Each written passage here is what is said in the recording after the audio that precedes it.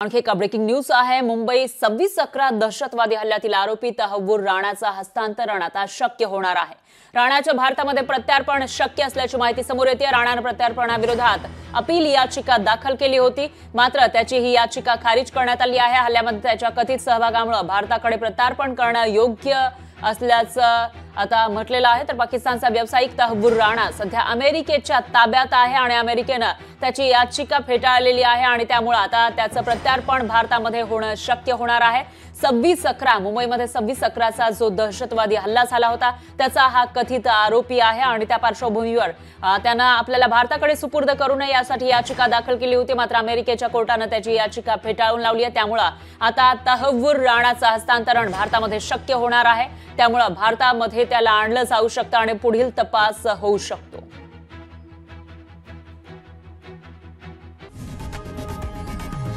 लोकशाही मराठी ऐका, पहा, जागरूक रहा।